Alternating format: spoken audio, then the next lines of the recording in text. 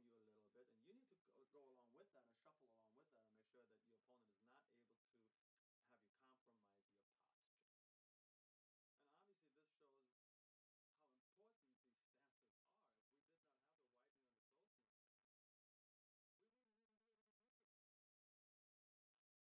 knee and the closed knee stance, we wouldn't even be able to work it. So let's take a look at what these two stances have in common, the wide kneel and the closed kneel, right?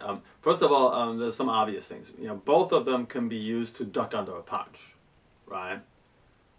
Both of them can employ marriage or gravity very, very easily. Both of these stances use the same front leg position. And as we already said, both of these stances, the wide kneel and the closed kneel, both can employ the rear knee very effectively now to either execute a check or a buckle against the opponent's leg.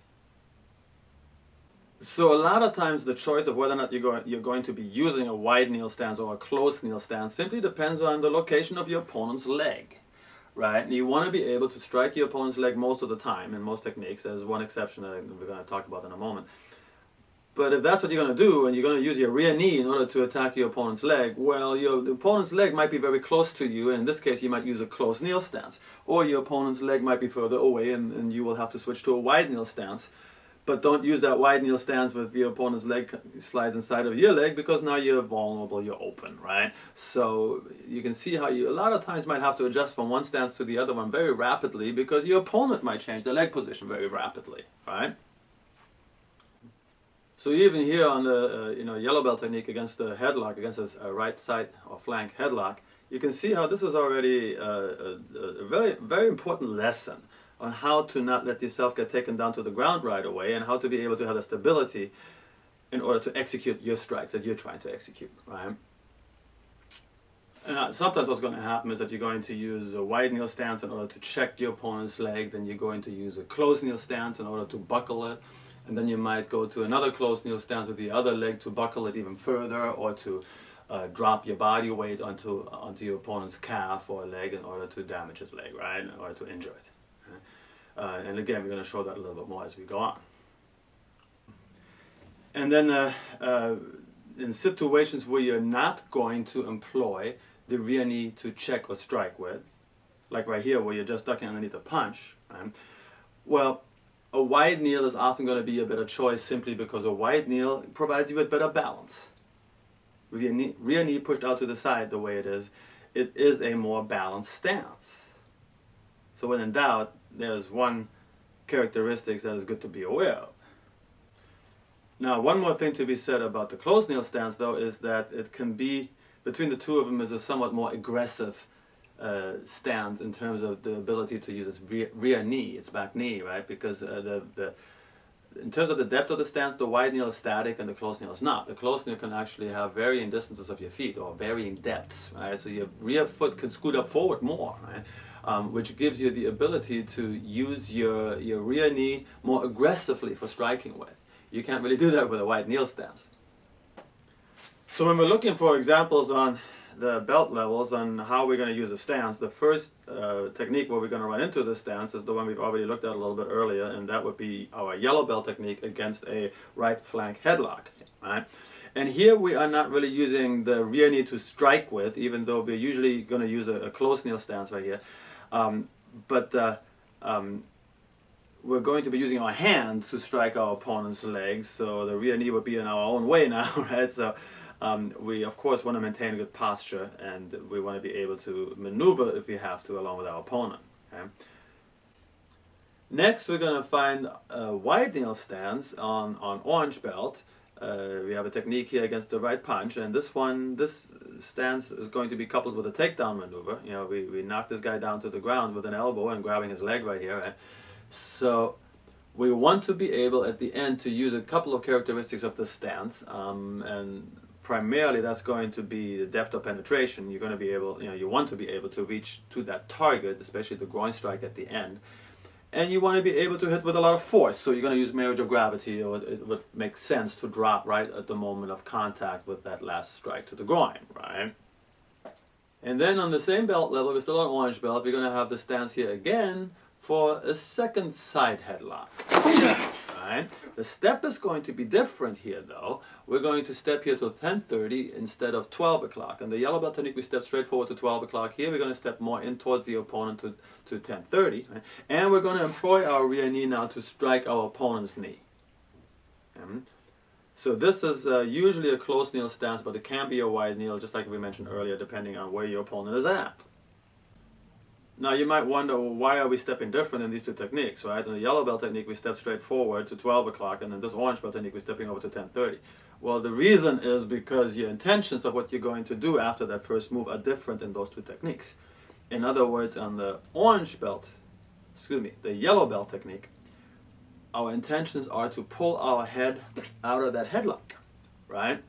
Well, that means you got to move your head back a little bit, and you got to move your opponent's arm forward in order to accomplish that. So we want to step into a place where that's advantageous for us to do. If we step closer towards our opponent with our right foot towards 10:30, that would be very difficult to do. We would have to move back a whole lot more now, right?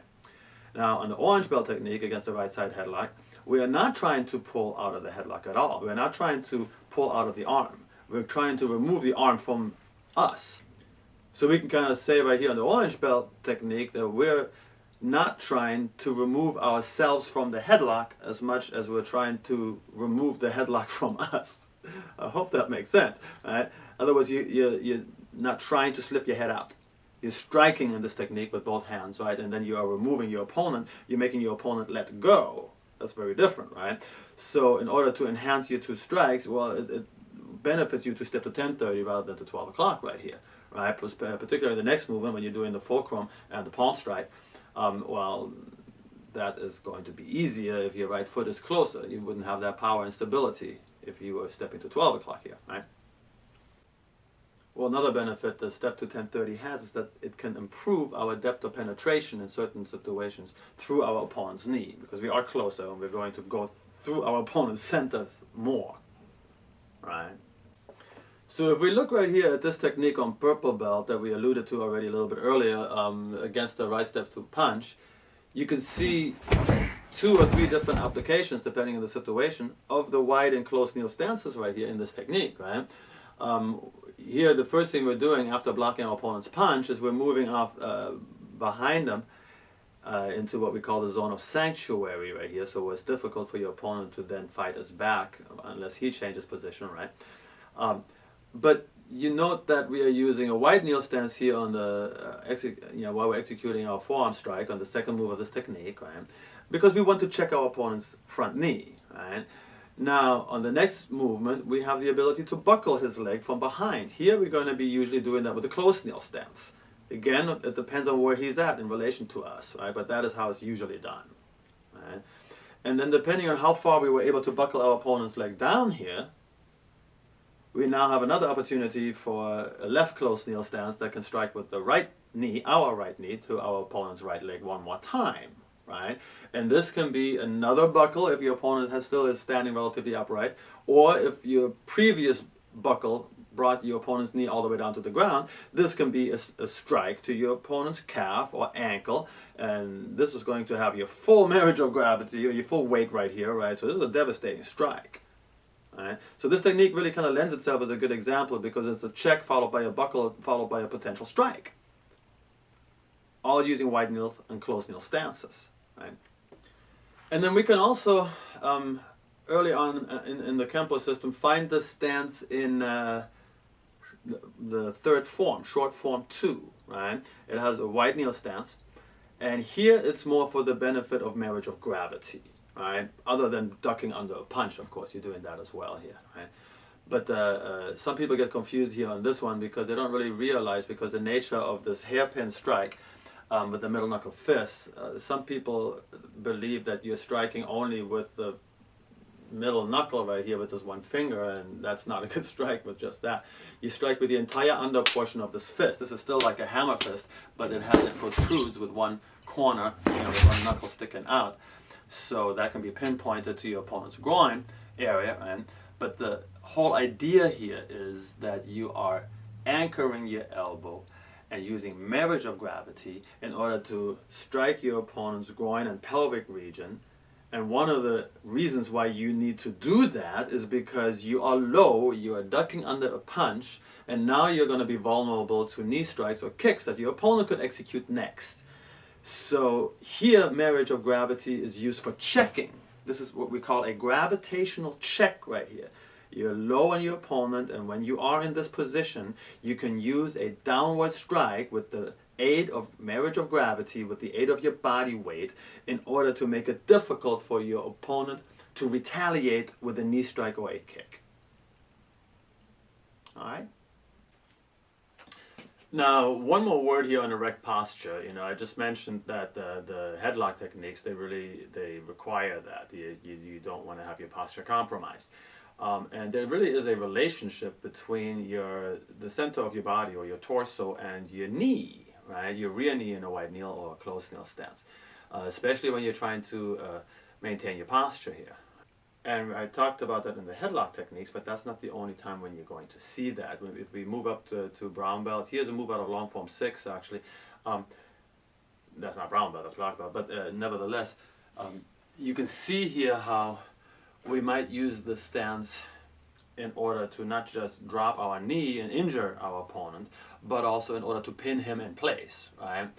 But the thing is, our opponent has the ability to grab us, right? And we have to realize that it is vital in this situation that you do not allow your opponent to pull you down to the ground, right? Your opponent has perfect balance. He's lying on the ground. He can pull you with his full body weight, right? And so if you look right here, you know, we're going to drop our rear knee on our opponent's collarbone in this case. You know, that's not the only target with it. You can, it almost doesn't matter. Your knee, your whole body weight is going to be employed here. You know, that's going to have an incredible effect on your opponent. And it's going to be painful, of course, right? So there's really two ways that you are preventing your opponent from pulling you down right here, right? Because your legs, this is the closest thing that you're ever going to be to having 3 legs, right? Because you literally have sort of a tripod base right here. You have both of your feet that are still bracing you, but you also, in this case, have your right knee that is off to this, you know, it's not in line with the other 2 feet. There's a triangle between these two contact points with the, you know, for your balance between the 2 feet and the knee. So it's really like you're being a tripod. You have 3 legs. Temporarily here you have 3, you know, braces, so to speak, right? So that makes it that your opponent really cannot pull you off balance if you do this correctly. Right? Completely cancel that simply by becoming so stable and using your opponent to actually, you know, stand on for, you know, with your right knee, so to speak. But it also makes it that your opponent doesn't even want to pull you anymore, because it's a check at the same time. Every time your opponent tries to pull you in, he's pulling your knee strike into himself, right? So that's a good way of keeping somebody in check, right? You're going to discourage him from wanting to do that, right? Just by, you know, by letting your body weight drop and catching your balance with your right knee. He's probably not going to try to do that a second time. But now, even when your posture is not compromised, nobody's pulling you down, you're not in a headlock, nobody's on the ground, right? By dropping into wide kneel and closed kneel stances, we can increase the amount of options we have tremendously. We have additional strikes that we can now use that we would not have had otherwise. Now, the height of a wide kneel stance is usually measured by looking at the distance from your rear knee to the ground. That distance in the regular standard wide kneel stance is supposed to be 1 hand span. That means from the thumb to from the tip of your thumb to the tip of your little finger, that distance. That's how far that knee is supposed to be off the ground. Again, we are tailoring this to our body size. So you use your own hand to measure, right? That puts our rear shin at about a 30-degree angle to the ground. Okay? Now the height can vary. You could drop lower, of course, like we mentioned earlier, but that is the standard height of a wide kneel stance, right? And that means then that we can actually find ourselves in 3 different heights depending on which stance we are in. So if we just compare the neutral bow stance and the wide kneel stance and the closed kneel stance, those give us 3 different heights. The neutral bow stance being the highest or tallest out of all 3 of them. The closed kneel stance would be the lowest, and the wide kneel stance is the one in between, right? And that means that we can actually now attack 3 different height zones on our opponent, depending on which one of those 3 stances we find ourselves in, or which one of these 3 stances we are going to choose. And so we can take the same movement, the same hand strike, for example. Let's take an outward hammer fist or outward hand sword, diagonally downward.